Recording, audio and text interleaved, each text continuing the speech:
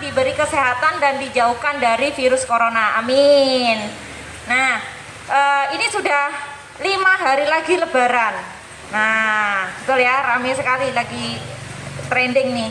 Nah, teman-teman, corona ini pasti membawa dampak baik kesehatan ataupun ekonomi.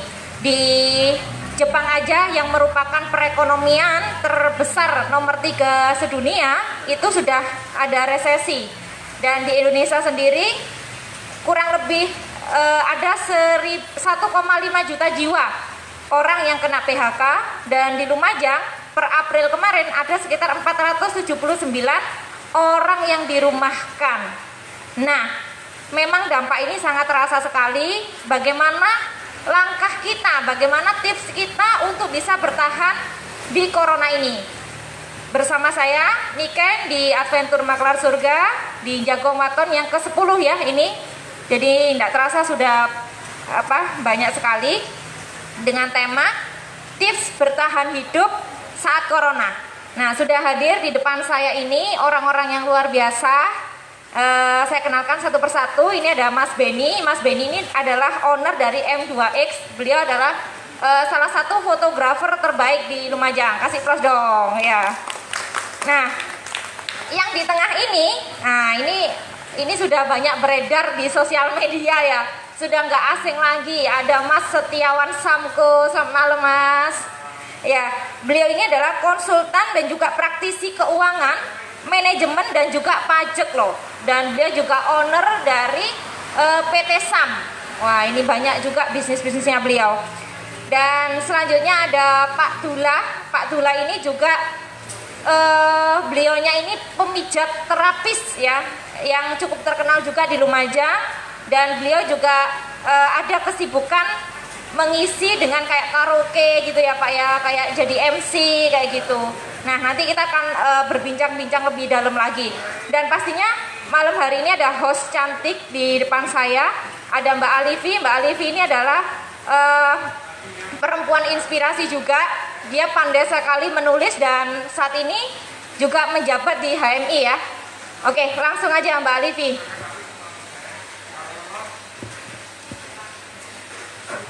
Oke, terima kasih Mbak Niken atas pengenalannya. Tentunya kita pada hari ini diskusi santai tapi ngena gitu ya, terkait tema pandemi corona ini. Mungkin bisa langsung saja kita pada pemateri pada malam hari ini. Untuk yang pertama mungkin bisa di ini Mbak, ke Mas Setiawan Samko ya. Iya, oke. Ini pertanyaan pertama ini gini sih. Bagaimana sih pandangan ekonomi di Lumajang ini terkait dampak dari pandemi ini Mas gitu? Oke, terima kasih Mbak host ya, Mbak Alifi.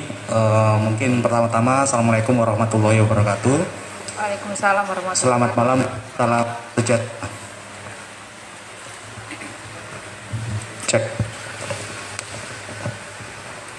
Cek. Jadi untuk masalah pandemi COVID-19 kita memang mesti mapping ya, mapping kira-kira dampaknya akan seperti apa ke masyarakat Lumajang secara umum, dan kemudian secara khusus nanti harus segera ditemukan atau diidentifikasi sektor-sektor mana saja yang akan terdampak langsung dan paling parah mungkin ya. Jadi itu harus segera dilakukan dan tentu harus ditemukan solusinya. Pemerintah memang sudah memberikan ini ya, bantalan sosial ya, atau social safety net berupa BLT, BST dan lain-lain.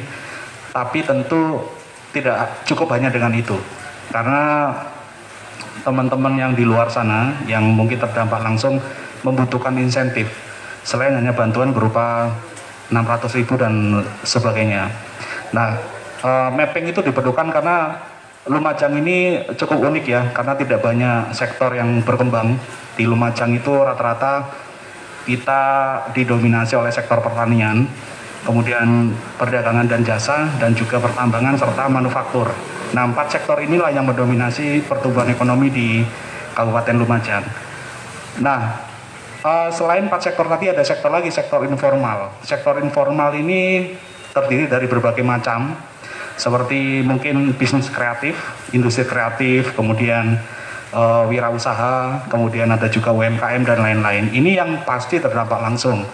Karena ini berbeda dengan krisis moneter tahun 98 maupun tahun 2008 lalu, Mbak Niken ya. Ya. Jadi karena kalau dulu kita memang krisis tapi aktivitas manusia itu tidak dibatasi. Betul. Berbeda dengan sekarang. Sekarang kita menghadapi satu situasi yang tidak bisa kita perkirakan sebelumnya.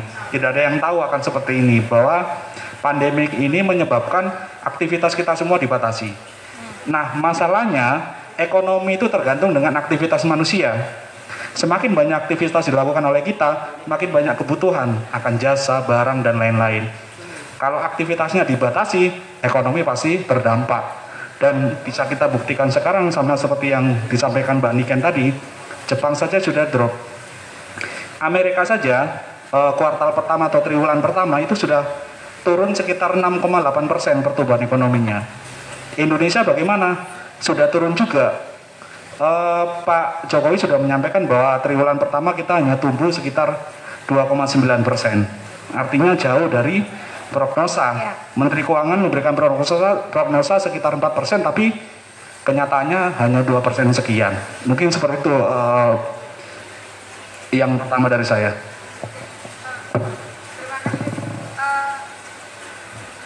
Terima kasih Mas.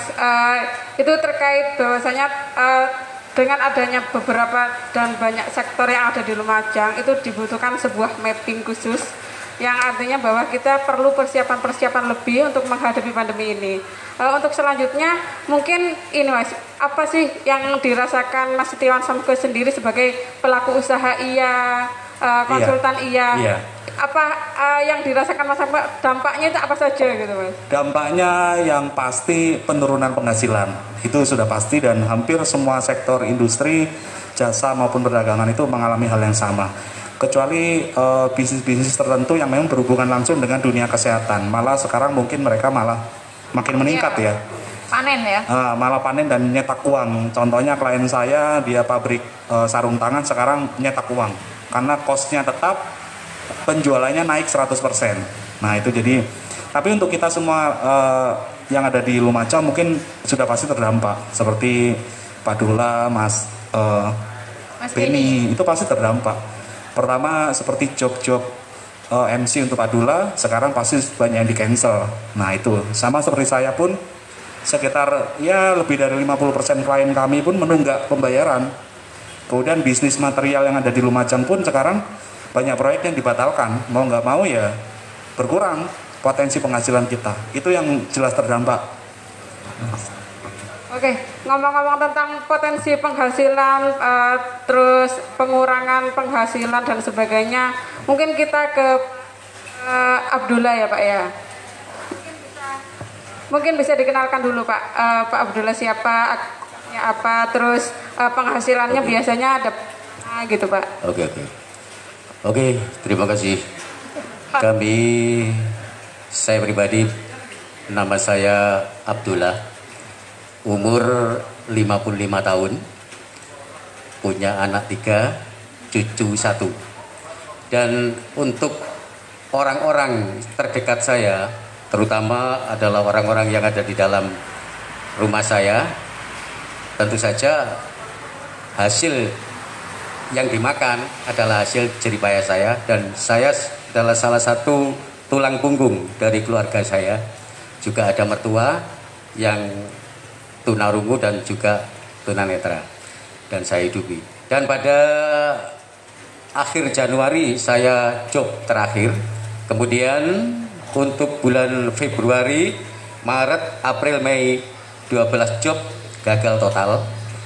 Dan juga karena adanya physical distancing atau jaga jarak, sehingga aktivitas saya yang kedua yaitu pijet, itu untuk melancarkan peredaran darah, karena tidak boleh bersentuhan langsung dengan masyarakat ataupun orang terdekat kita, sehingga untuk job pijet saya juga terkadang 1 hari untuk makan 3 hari.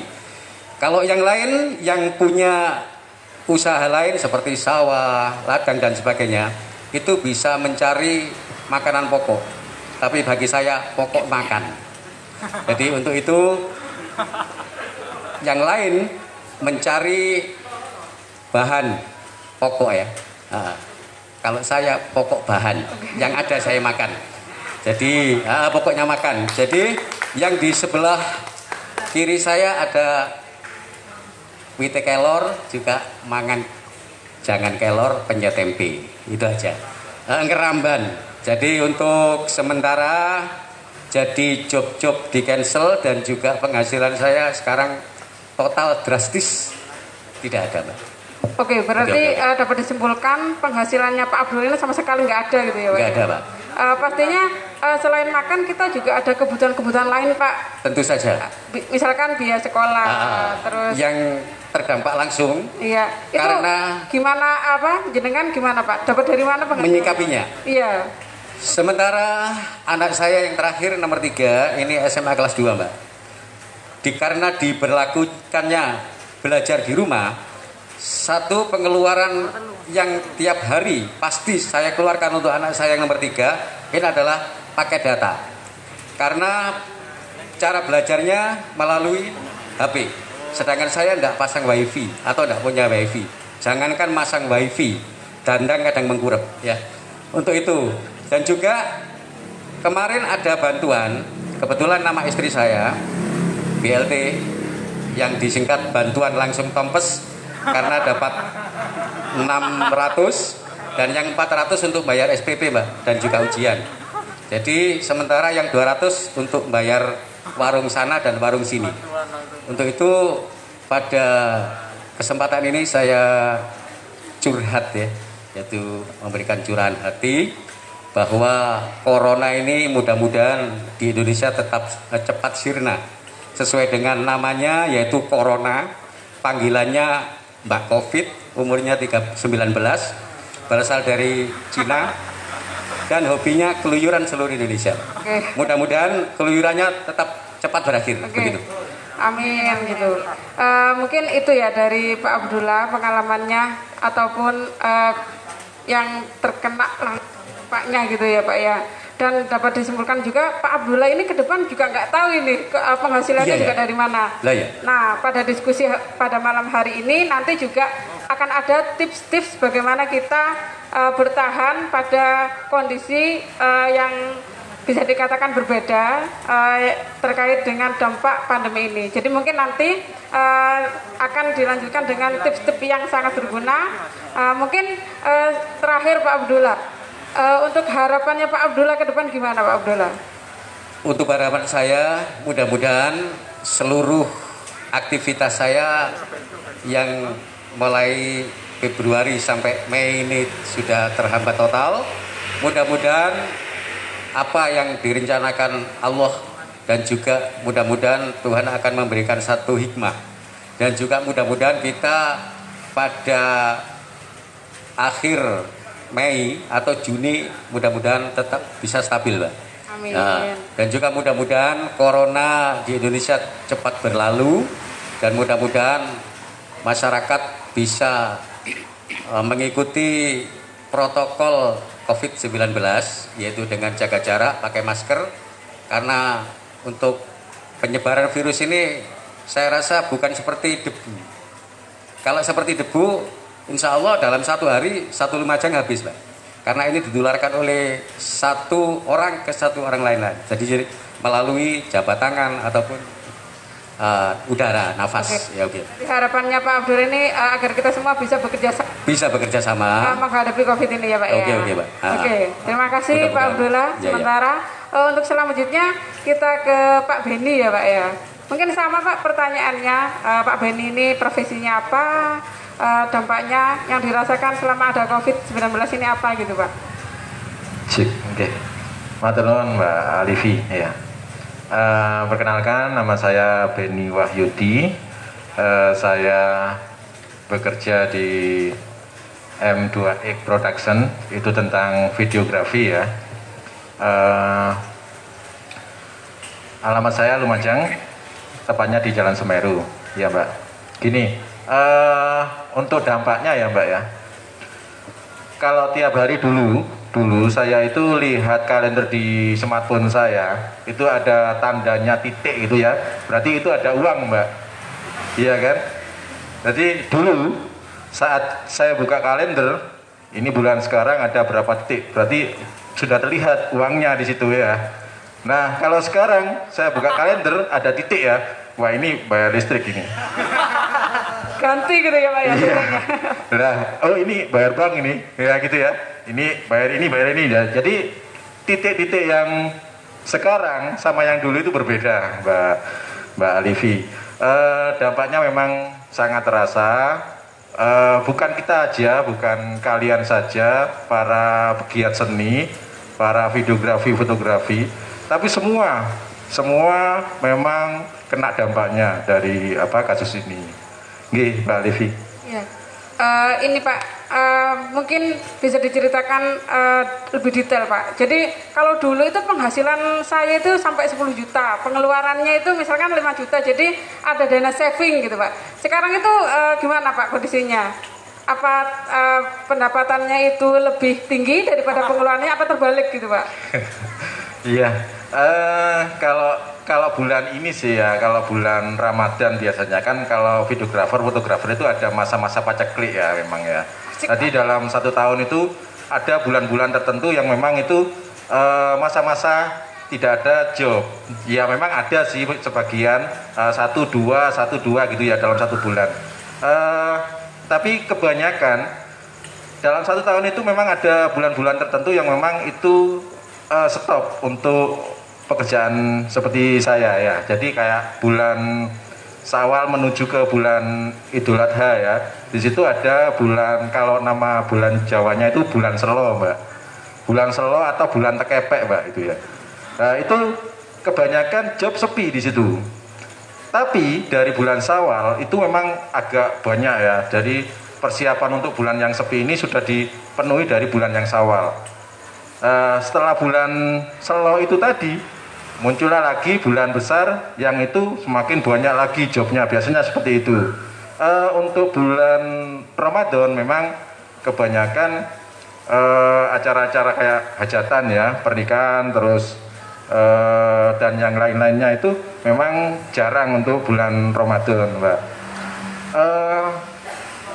Tapi dari bulan-bulan yang sepi itu tadi sudah ada persiapan kayak sebelum Ramadan ya. Sebelum Ramadan itu job kadang banyak teman-teman yang memperoleh job banyak di bulan-bulan tertentu untuk memenuhi bulan-bulan yang kesulitan itu tadi gitu. Memang kalau di kasus seperti ini itu semua sangat-sangat berdampak, pendapatan sangat minim karena yang kemarin kita seharusnya banyak job yang masuk untuk memenuhi bulan Ramadan ini, nah kita agak berkurang lah. Ada yang sangat drastis berkurangnya, ada yang berkurang, tapi tetap itu semua teman-teman semua itu kena dampaknya. Oke, mungkin ini Mas Benny punya cara lain untuk mengalihkan berinovasi terkait untuk mendapatkan pendapatan gitu Bang. Misalkan sekarang kan pernikahan sudah nggak diperbolehkan, pesta-pesta sudah nggak diperbolehkan, otomatis kan pekerjaan Pak Benny ini berdampak langsung gitu loh Pak. Ada nggak inovasi dari Pak Benny sendiri untuk menyiasatinya ini Pak? Iya, terima kasih Mbak Livi. Dulu sih gini, kalau untuk pekerjaan videografi, fotografi itu adalah pekerjaan yang bisa dikatakan pertama hobi. Yang kedua pilihan hidup ya. Yang ketiga memang nggak ada lagi ya harus kerja seperti itu gitu ya. Pada waktu memilih itu sebagai pilihan hidup Mbak, dia harus tahu ada masa-masa nanti nggak ada pekerjaan. Jadi pada waktu masa-masa tidak ada pekerjaan dia akan berpikir aku harus berbuat apa biar dapat penghasilan seperti itu kan. Jadi ide-ide kreatif yang muncul saat kita mengalami masa-masa seperti itu nanti itu bisa dikembangkan lagi. Contohnya seperti ini, kemarin ada perusahaan yang tentang minuman atau makanan ya, yang pengen di up untuk di apa Instagram atau di apa gitu ya, yang membutuhkan tenaga fotografi dan videografi. Nah di situ kan kita juga dapat penghasilan juga, Mbak ya. Ya mungkin sih memang nggak semuanya pegiat fotografi dan videografi dapat dari job itu, tapi bisa dicari atau bisa di share ya, di sharing di mana, di Instagram atau di sosial media yang lainnya. Itu ada perusahaan-perusahaan yang memang membutuhkan banyak promosi yang tentang fotografi dan videografi. Contohnya saja bulan kemarin dapat job dari Diamond ya Jakarta, tentang perhiasan itu yang saya harus bekerja setiap hari dan nanti bayarnya 1 bulan sekali.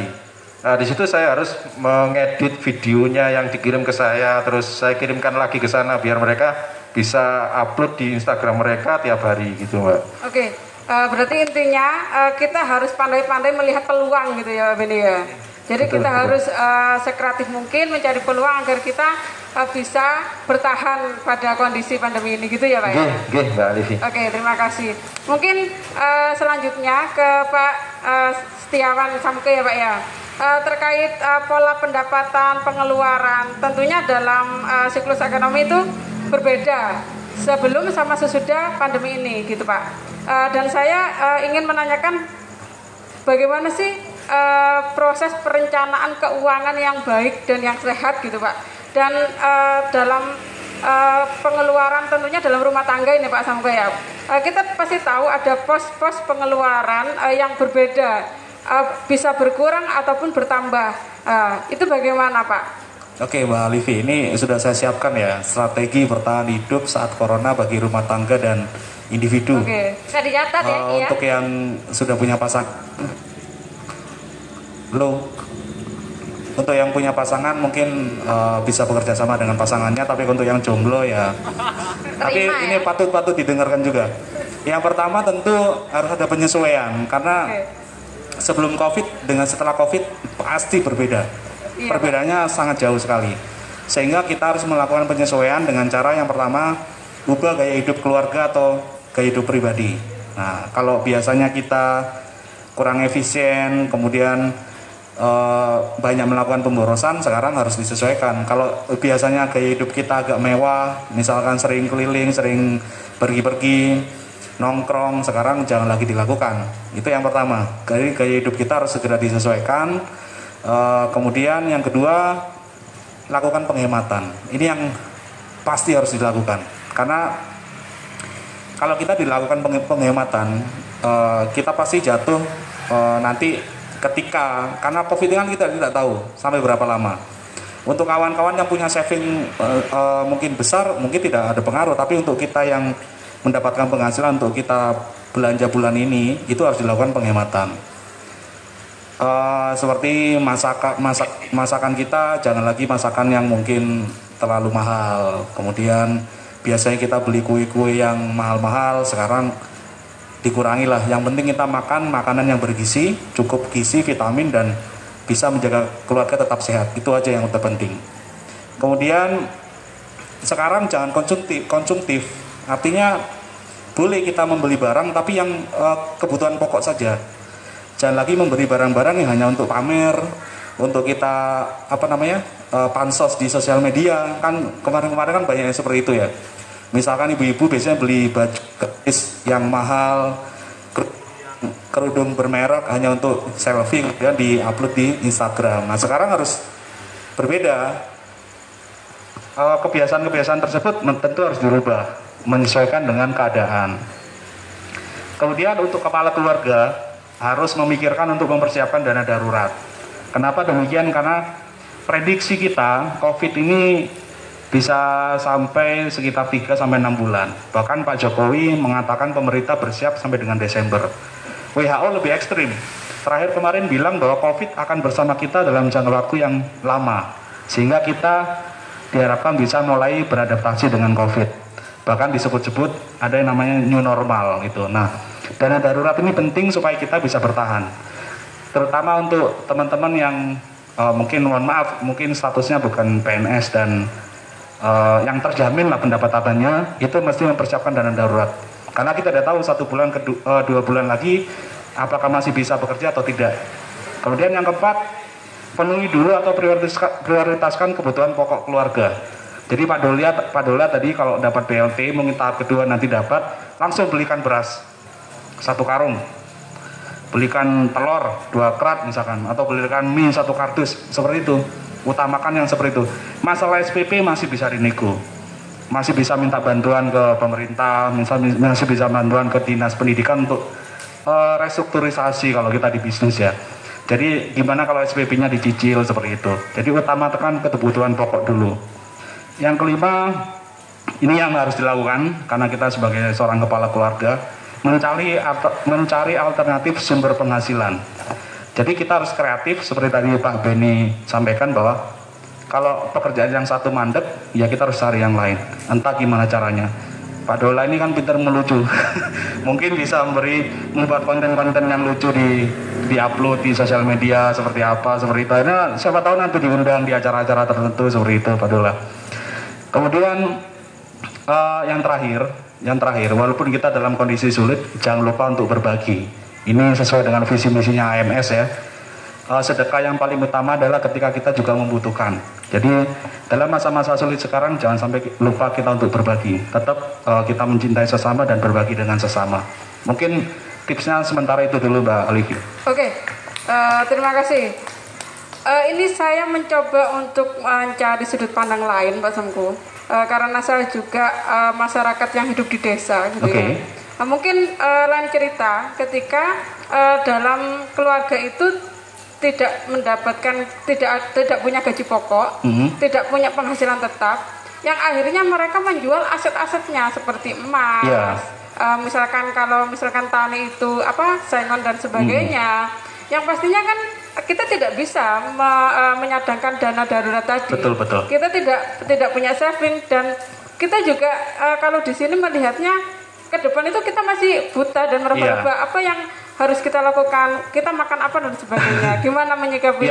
Jadi gini, tentu kita mesti membaca dan mendengar informasi dari pemerintah. Ketika pemerintah mengatakan COVID ini mungkin sampai dengan bulan Juli, Agustus, ya kita mesti prepare. Kepala keluarga mesti prepare. Kalau perlu, yang tadi saya sebut menyiapkan dana darurat, mumpung sekarang masih awal-awal pandemi, kita mungkin masih mudah untuk menjual barang. Masih mudah untuk menggadaikan barang, maka kalau memang itu dirasa sangat perlu karena kita butuh dana darurat, lakukan sekarang. Misalkan punya perhiasan ya terpaksa disekolahkan, ya silakan disekolahkan. Yang penting kita pegang cash karena sekarang kita butuh uang cash.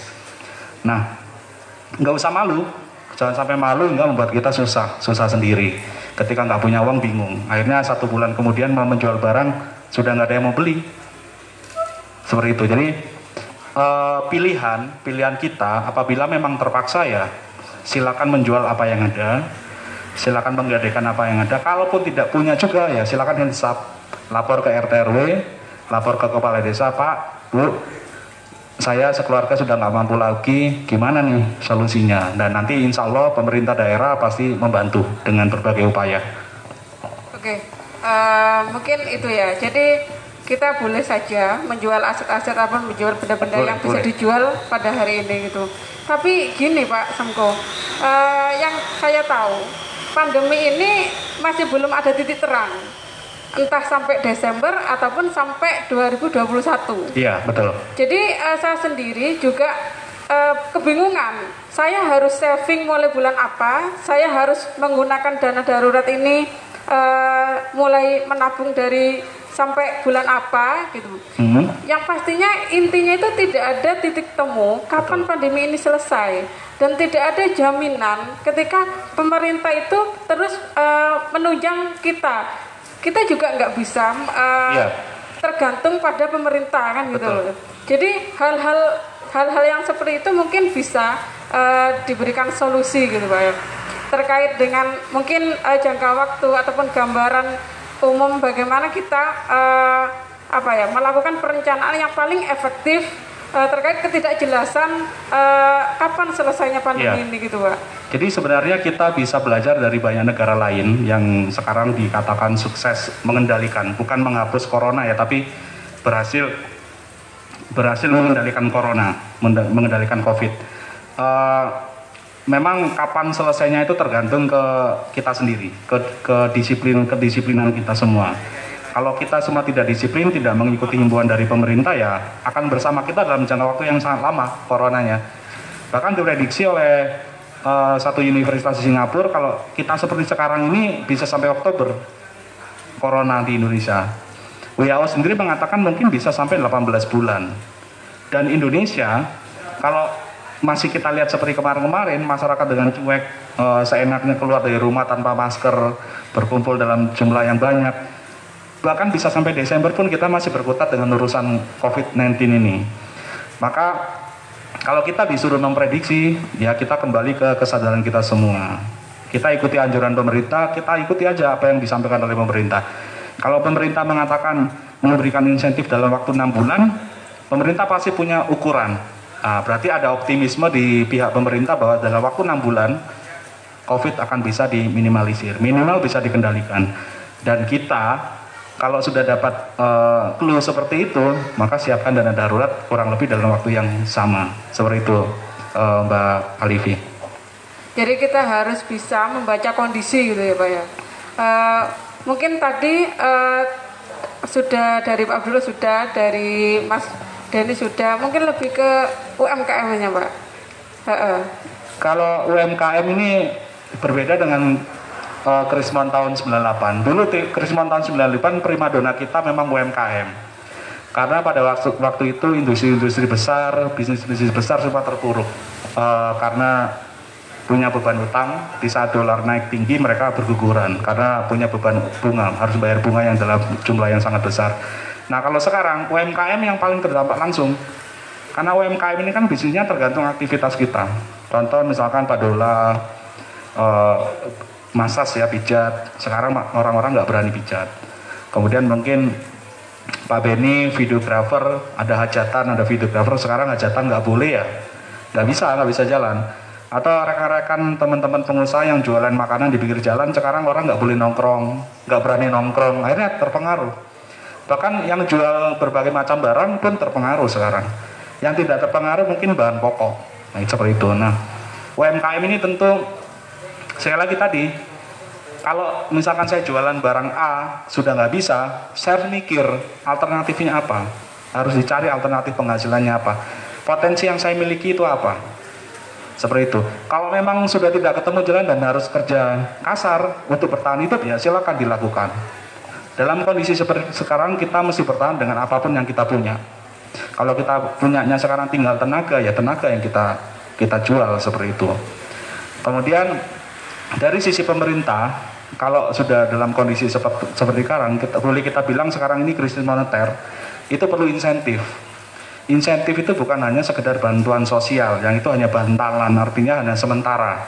Tapi lebih penting lagi adalah insentif yang mampu menggerakkan perekonomian, minimal mempertahankan, supaya tidak jatuhnya tidak terlalu dalam.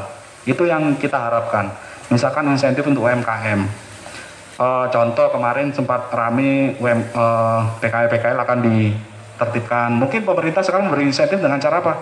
Kemarin sudah dilakukan menunda penertiban, itu sudah bagus. Kalau bisa sepanjang pengaruh corona belum hilang, jangan dulu ditertibkan, tapi mungkin diatur dan ditata dengan rapi. Jadi bahasanya jangan penertiban tapi ditata, penataan, mungkin seperti itu. Kemudian untuk UMKM seperti Pak Dola dan lain-lain, mau nggak mau ya diberikan insentif yang lain. Dalam bentuk apa? Mungkin bantuan modal kerja atau apa, itu bisa dilakukan oleh pemerintah. Banyak hal yang bisa dilakukan oleh pemerintah.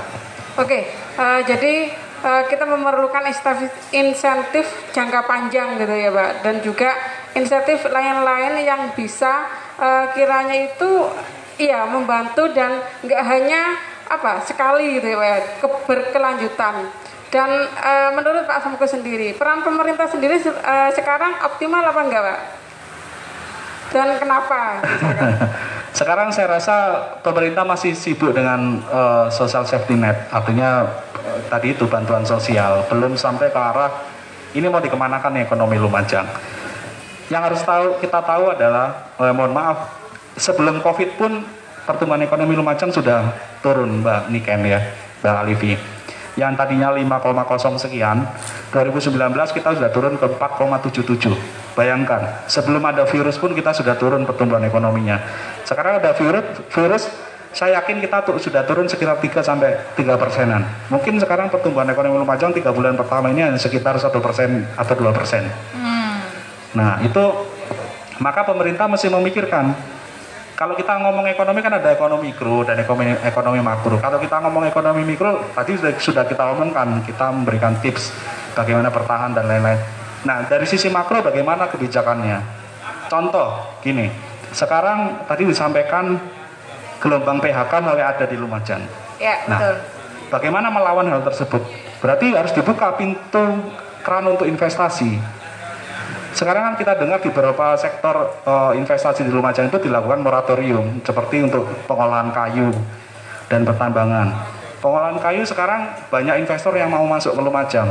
Kenapa? Imbas dari trade war antara Amerika dan Cina. Sekarang banyak perusahaan di Amerika yang tidak mau order dari Cina. Mereka bingung. Sekarang nyarinya ke Indonesia. Salah satu prioritasnya adalah Kabupaten Lumajang, khusus produk plywood. Nah, kendalanya sekarang beberapa investor sudah mau bikin pabrik baru, tapi di sisi pemerintah belum mau membuka moratorium perizinan dengan alasan melindungi harga kayu, yang justru itu menurut saya malah salah. Nah, hal-hal seperti ini harusnya dipikirkan oleh pemerintah daerah. Kalau ada investor mau masuk, ya jangan dihalangi lah. Sekarang kita butuh investor masuk, buka lapangan kerja sebanyak-banyaknya. Kalau tidak, pengangguran di Lumajang akan semakin banyak. Bayangkan kalau kita lihat data, Lumajang itu kan tidak semua orang bekerja sebagai buruh atau sebagai tenaga kerja di industri atau sebagai pegawai. Kita banyak pekerja bebas di pertanian, itu sekitar 98.000. Kemudian yang jadi buruh, karyawan dan pegawai sekitar 150.000 tenaga kerja. Nah, ada yang namanya berusaha sendiri 107.000. Kemudian berusaha dibantu buruh tidak tetap atau tidak dibayar 57.000. Pekerja keluarga itu sekitar 36.000. Nah, dengan ada industri baru masuk ke Lumajang, kan pasti tergerak ekonomi di sekitarnya. Ibu-ibu bisa buka kos-kosan, bisa buka warung, bisa buka penitipan sepeda. Akhirnya jadi trigger pertumbuhan ekonomi baru. Nah, oleh karena itu harapan saya pemerintah daerah mengevaluasi lagi. Sekarang saatnya kita berlomba-lomba memberi kemudahan perizinan supaya investor mau masuk ke Lumajang. Nah, karena kita butuh itu. Betul sekali yang tadi disampaikan. Jadi memang lapangan pekerjaan itu harus ada di Lumajang. Karena kalau kita ngomong soal perut, kadang logika kita nggak masuk, kita nggak tahu caranya mencari rezeki yang halal. Nah, terkait UMKM ini Mas Yawan Samko, kemarin kebetulan saya dengar nih, kita mengintip di negara sebelah nih. Nah, tadi kan Mas Yawan Samko menyampaikan ada insentif itu sangat luar biasa sekali dan mungkin kita bisa mengadopsi ke sana. Nah, di sana itu UMKM itu diberi ini Mas, kayak difasilitasi. Sekarang kan lagi tren online nih. Nah, UMKM rata-rata itu mereka masih tidak semuanya mengenal dengan hal itu. Nah, di Malaysia aja itu masih belum mengenal, apalagi di kita gitu kan. Ya mungkin sebagian mengenal, sebagian enggak. Nah, di sana itu difasilitasi seperti dibuka kayak kalau yang di sini kayak Tokped lah ibaratnya kayak gitu, itu per wilayah. Nah, itu mungkin juga sebagai masukan buat pemerintah untuk menstimulasi ya supaya betul. Pergerakan ini cepat gitu kan. Iya. Nah, itu menurut Mas Yawan Samko bagaimana? Memang gini, dalam kondisi krisis moneter, kita kan bicaranya bukan hanya kondisi sekarang, tapi setelahnya bagaimana. Betul setelahnya sekali. Itu berarti recovery. Iya. Nah, kita sekarang boleh dikata semi lockdown ya. Semi lockdown menyebabkan ekonomi kita drop sangat dalam sekali hingga kita sudah dibilang sekarang resesi. Betul. Nah, membuat perekonomian drop itu mudah. Melarang orang beraktivitas dalam waktu 1 bulan saja sudah selesai. Ekonomi pasti dropnya jauh. Tapi mengembalikan ke kondisi normal itu susah.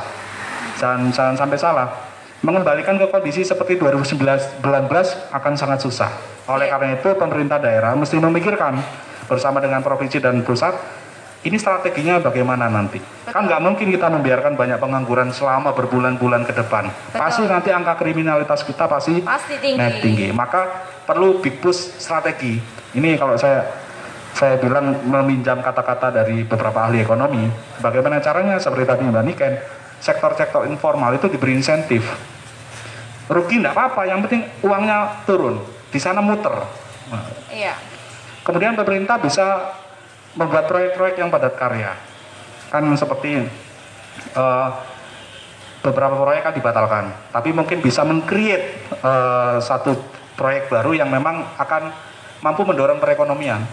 Contoh seperti petani sekarang petani mungkin sebentar lagi panen raya perlu diberikan insentif. Panen sampai sini. Diberikan insentif sekarang mereka jual produk juga susah. Bagaimana caranya diberikan insentif, dicarikan pasar. Memang harus bekerja keras. Iya. Seperti itu Mbak Niken. Kemudian seperti wirausaha sekarang kan mungkin rugi segala macam, ya diberikan subsidi bunga segala macam, itu dibantu pokoknya. Semoga nanti ada alokasinya ya. Kalau mengenai tadi aplikasi di kita sudah beberapa teman kemarin sudah mulai, seperti dari adik-adik saya di Semuda itu sudah berkreasi membuat database UMKM. Nah, itu sudah jadi, database-nya mulai disebar. Kemudian dari senior-senior di Semuda juga bekerja sama dengan Disperinda kemarin membuat aplikasi Bantu Ibu ya. Ini nggak apa-apa kita endorse di sini karena ini kan membantu masyarakat juga. Itu ada aplikasi Bantu Ibu, di mana dengan aplikasi itu memudahkan kita untuk berbelanja. Berbelanja makanan siap saji dan makanan yang siap dimasak.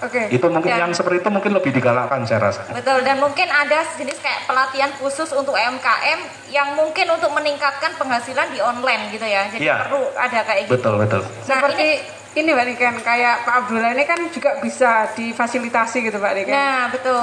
Kan profesinya sebagai pijat ya Pak ya. Bisa juga difasilitasi gimana sih berprofesi tukang pijat biar yang aman kayak gitu. Betul. Terus diberikan gambaran-gambaran ataupun cara-cara yang lebih modern, yang lebih milenial, misalkan online tadi gitu Mbak Niken. Kan gitu ya Pak Abdullah ya. Iya. Bisa juga. Atau mungkin bisa lebih ini Pak Abdullah, mungkin bikin melatih orang supaya bisa jadi tukang pijat. Nah ini kan bisa jadi buat pelatihan kayak gitu ya Pak ya. Buat pelatihan nanti ya mungkin stimulus seperti itu. Ini ada pertanyaan buat Mas Tiawan Samko. Ya, silakan. Ini dari Bu Emi di perumahan Semeru. Bagaimana dampak COVID-19 terhadap pasar modal? Wah, berat ini. Dengan menurunnya IHSG yang berimbas pada perekonomian. Apakah solusi berdamai dengan COVID dari pemerintah akan berpengaruh terhadap meningkatnya kembali perekonomian Indonesia? Sekali lagi kalau kita bicara ekonomi itu kita bicara aktivitas manusia. Ketika aktivitas manusianya dibatasi, ekonomi pasti redup. Dan bisa dilihat di indeks harga saham gabungan kita sekarang sudah di 4.000 sekian. Hampir seluruh dunia mengalami hal yang sama. Tapi kita alhamdulillah setelah rupiah kemarin sempat terhadap dolar kita melemah, sekarang mulai menguat signifikan hingga kembali ke angka 14 ribuan. Nah, upaya berdamai dengan corona itu bukan berarti kita di loss begitu saja, bukan. Bahkan WHO pun sudah ngomong, hari ini WHO sudah memberikan panduan bagaimana menghadapi new normal. Nah, new normal ini kebiasaan baru yang sangat berbeda dengan yang sebelum-sebelumnya. Contoh misalkan kalau sebelumnya kita melihat orang keluar pakai masker, itu masker kita anggap aneh gitu ya. Kalau yang pakai masker itu perempuan kita bilang pemayu, ya Pak. Wedi ke sinar matahari gitu kan. Kalau sekarang enggak, kalau kita melihat orang keluar nggak pakai masker, justru dia yang aneh. Betul. Penyakit ini gitu kan. Kalau mau sih kita mau teriakin, tapi kan kita nggak bisa seperti itu. Jadi yang dimaksud dengan new normal ini kita melakukan strategi bagaimana cara hidup kita bukan berdampingan, tapi kita bisa produktif, tapi tetap aman dari tertular corona. Intinya adalah di produktivitas. Betul. Berarti kalau intinya di produktivitas, nggak harus keluar terus. Kalau memang bisa dikerjakan tanpa keluar rumah, ya kita nggak boleh keluar rumah. Itu. Tapi kalaupun harus keluar rumah, bagaimana caranya supaya kita tetap aman, tidak tertular corona. Nah, ini yang dimaksud dengan berdamai dan new normal tadi.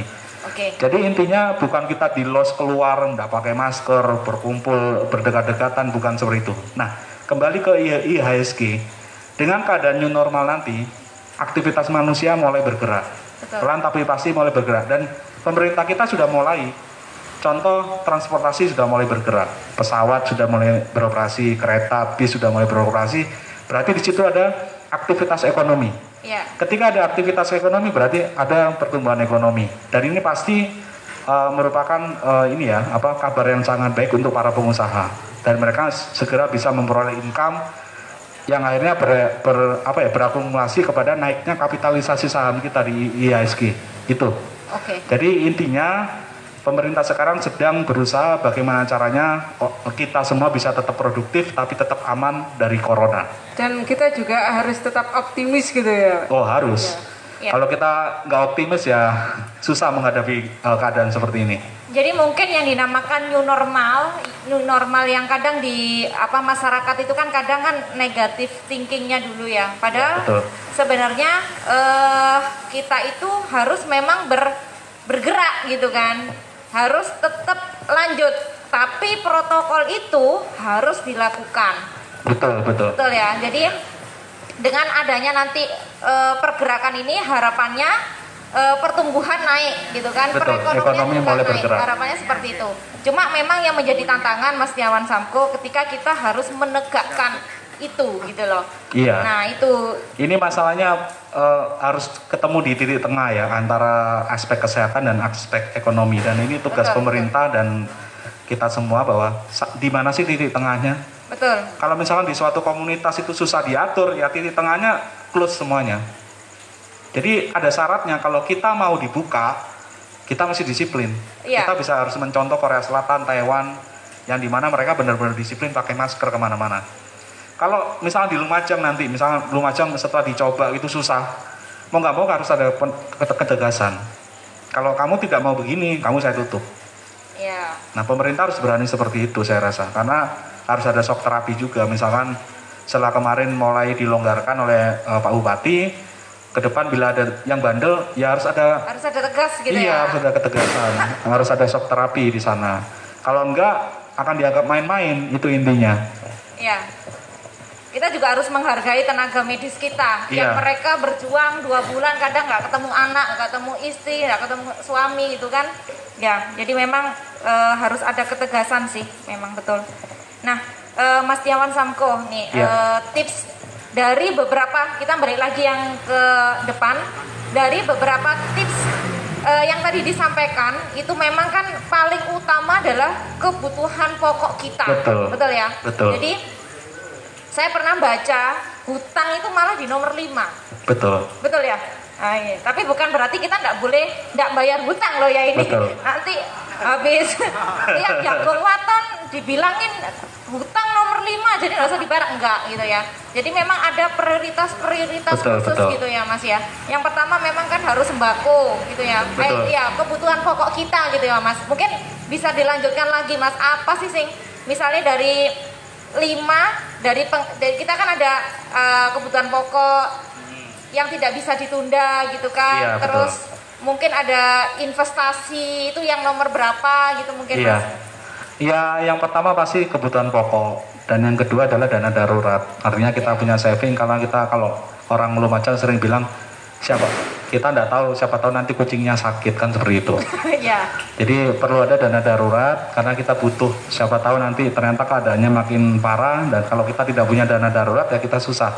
Betul. Kalau hutang itu masih bisa dibicarakan. Makanya pemerintah sendiri juga menghimbau kepada lembaga-lembaga keuangan untuk bisa melakukan restrukturisasi hutang Iya. demi membantu. Misalkan contoh di Lumajang sendiri kemarin banyak masyarakat yang terlilit bank titil ya. Nah, kemarin kan sudah ada penutupan. Nah, tindak lanjutnya apa? Ya segera dipertemukan. Bank titil ini tetap kan punya kewajiban nagih uangnya, kan mereka juga kasihan kalau nggak mampu Iya, nagih uangnya. betul. Nah, harus dipertemukan titik temunya di mana. Contoh misalkan bunganya 20% jadi 10%. Kemudian harus dicicil mulai bulan apa. Iya. Nah, titik temu ini harus segera dicapai supaya ada ini apa namanya supaya ada ketegasan dan kejelasan. Ini nanti gimana? Apakah ditutup terus selesai begitu saja? Pasti terjadi konflik nanti di bawah. Kalau tidak segera ketemu di tengah. Dan kita nggak ingin dengar ada penagih utang dengan yang punya utang bertengkar. Kita nggak ingin dengar hal seperti itu. Dan harapan saya segera ada follow up antara nasabah dan pemberi utang ini nanti bagaimana di tengahnya. Mungkin bisa restrukturisasi dengan cara temponya diperpanjang. Kemudian bunganya diturunkan. Bunganya diturunkan gitu ya. Atau penundaan pembayaran. Bisa 6 bulan atau 9 bulan atau bahkan 1 tahun. Itu yang harus ditemukan segera.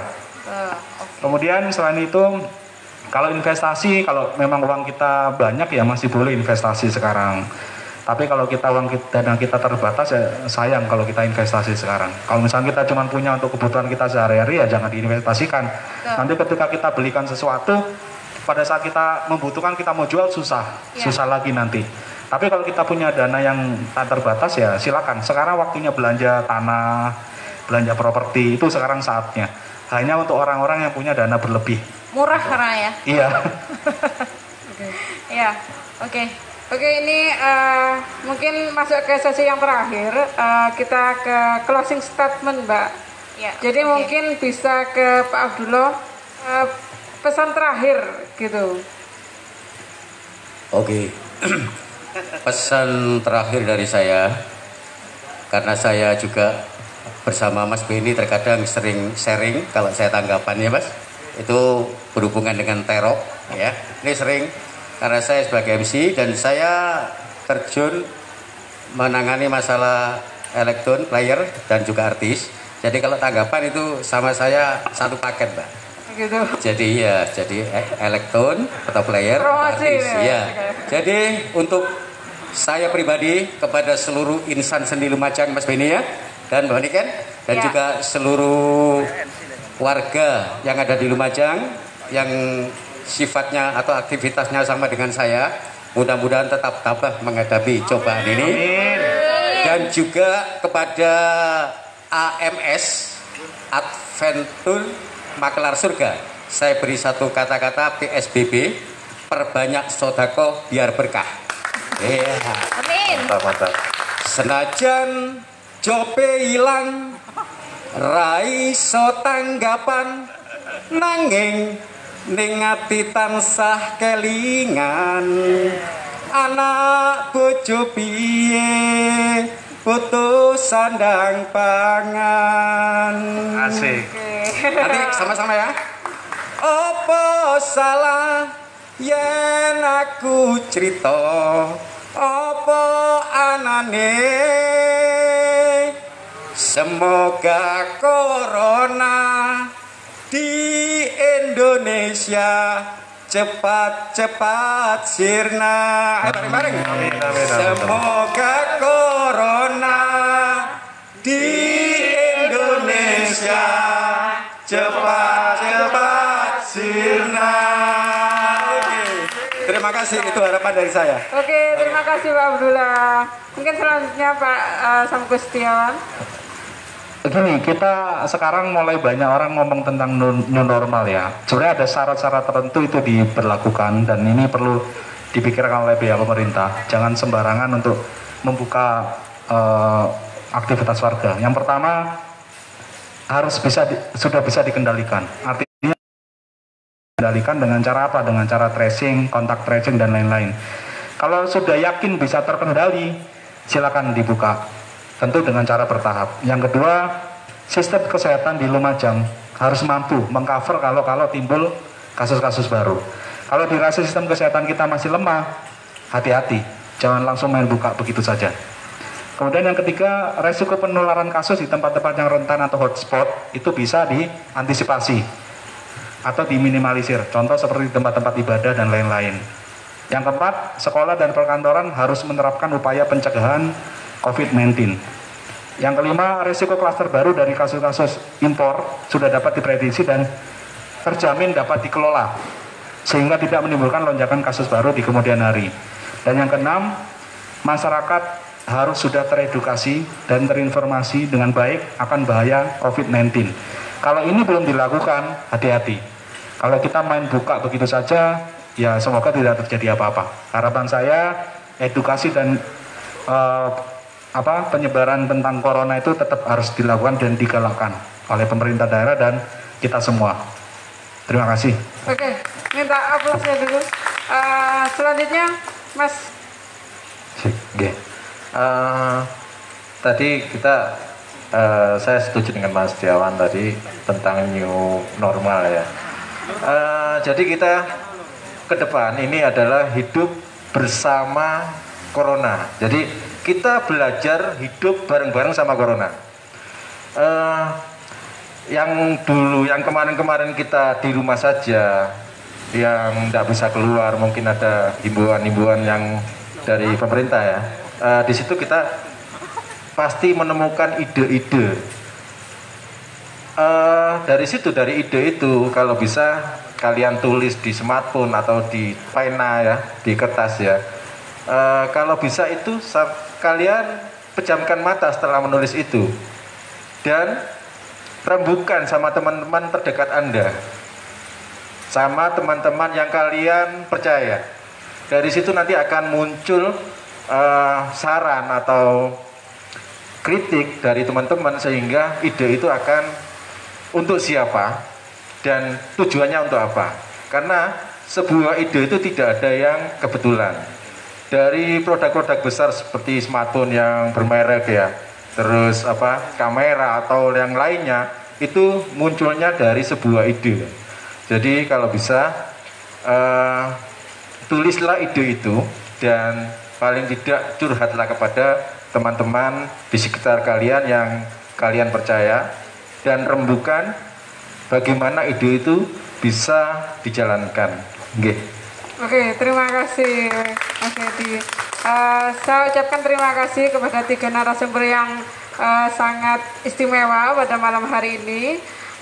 Semoga pada diskusi malam hari ini kita mendapat kebermanfaatan dan juga nanti bisa mendapat pencerahan-pencerahan untuk melakukan hal-hal yang lebih baik. Mungkin itu dari saya kembalikan ke Mbak Niken. Oke, terima kasih Alifi. Teman-teman, malam hari ini kita sudah dapat pencerahan yang luar biasa sekali. Selalu ingat, setiap ada gembok, selalu ada kunci. Corona ini pasti akan berakhir. Satu hal teman-teman, jangan putus asa dan lakukan kreativitas. Cari cara. Itu mungkin salah satu tips dari saya, cari cara. Cari cara pasti yang positif. Semoga bermanfaat. Ketemu di hari Rebo di Jagong Waton yang terakhir ya. Kami mengucapkan terima kasih dan wassalamualaikum warahmatullahi wabarakatuh.